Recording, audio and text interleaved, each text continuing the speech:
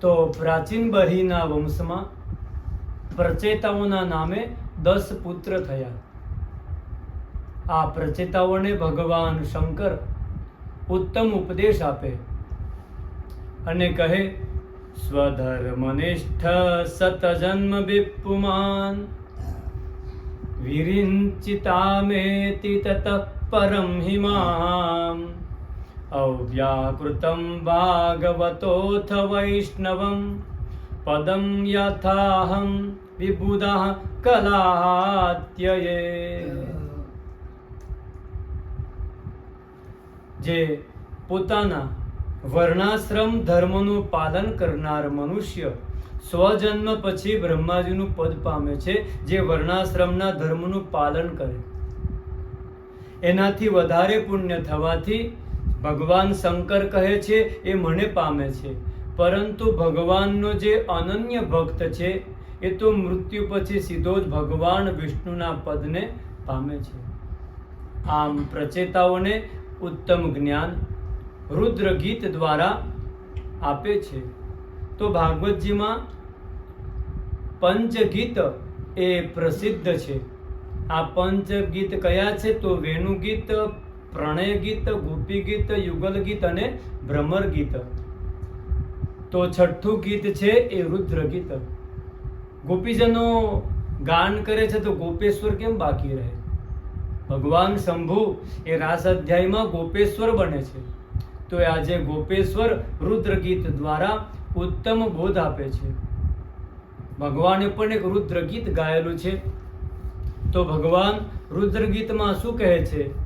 પદા શરત પદ્મ પલાસરોચિષા નખદ્યુભીર્નોંતરઘમ વિધુન્વતા પ્રદર્શયસ્વીયમપાસ્ત સાધવશમ પદમ ગુરો માર્ગ ગુરુરુતો તમોજુષામ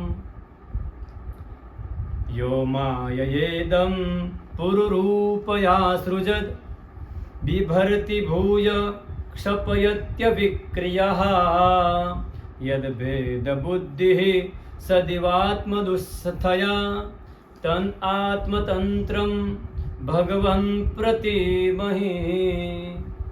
શું કહે છે ભગવાન રુદ્ર? કહે છે કે ભગવાનની આભા કેવી છે? તો પદા શરદ પદ્મ પલા સરોચિષા, શરદ ઋતુમાં ઉત્પન્ન થતા કમળ કરતા પણ 100 ગણી સુંદરતા એવી ભગવાનની સુંદર પરમાત્માની આભા છે. કેવું છે? નખદ્યુભીર્નો, તો જેમના નખ ચંદ્રિકાના દર્શન કરવા માટે મોટા મોટા વિદ્વાનો એ તરસ્યા કરે છે. આ પરમાત્મા કૃપા કરે તો ભક્તને ત્યાં પણ સેવક બની અને સેવા કરવા જાય છે. એટલે યદ ભેદ બુદ્ધિ સદિવાત્મદુસ્થયા, જેમ જીવનમાં એક ભૂલ ક્યારેય ન કરવી, ભગવાનનો ભક્ત ને ભગવાનમાં ક્યારેય ભેદ કરવાની ભૂલ ન કરવી. આ જે ભૂલ કરે છે, આ જે ભેદ કરે છે એ દુનિયામાં મોટામાં મોટો મૂર્ખ છે. શંકર પાસેથી ઉત્તમ જ્ઞાન મેળવ્યું અને આ પ્રચેતાઓ વધારે તપ કર્યું. અને થોડા વર્ષો પછી કંડુ ઋષિની પુત્રી મારીસા એમની સાથે વિવાહ કર્યા, સૃષ્ટિ આગળ વધારી. પછી યાદ આવ્યું કે આપણે તો તપસ્વી છે, તપ કરવા જવું છે. ત્યારે નારદજી પાસે જ્ઞાન મેળવે છે. કહેવા લાગ્યા કે ભગવાનને જલ્દીથી જલ્દીમાં પ્રસન્ન કરવા હોય તો એના માટે કોઈ સારામાં સારો ઉત્તમ રસ્તો બતાવો. ત્યારે નારદજી એ પરમેશ્વરને પ્રસન્ન કરવા માટે 3 સૂત્ર બતાવે. કયા સૂત્ર? તો દયયા સર્વભૂતેષુ સંતુષ્ટ્યાયેન કેન વા સર્વેન્દ્રિયોપશાંત્યા ચ તુષ્યત્યાસુ જનાર્દનઃ. આસુ તુષ્યતિ જનાર્દનઃ. ભગવાન જલ્દીથી સંતુષ્ટ થાય છે, પ્રસન્ન થાય છે. જીવનમાં 3 વાતો ઉતારવી પડે. તો કઈ 3 વાતો? તો સૌપ્રથમ જીવ માત્રની ઉપર દયા કરો. બીજું સૂત્ર કહ્યું કે જીવનમાં પાત્રતા અનુસાર જે મળે એમાં સંતુષ્ટ રહો. અને ત્રીજું કે ઇન્દ્રિયોની ઉપર હંમેશા માટે સંયમ રાખો. તો ભગવાન જલ્દીથી પ્રસન્ન થાય છે. તો જીવનમાં પાત્રતા અનુસાર જે મળે એમાં સંતુષ્ટ રહેવાનું એટલે શું?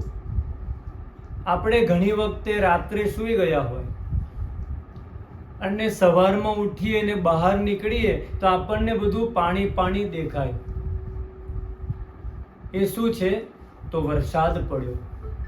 ભગવાનની જે કૃપા છે એ વરસીને પૂરી થાય આપણને ખબર પણ પડતી નથી. ભગવાન વરસાદ રૂપે વરસી ગયા.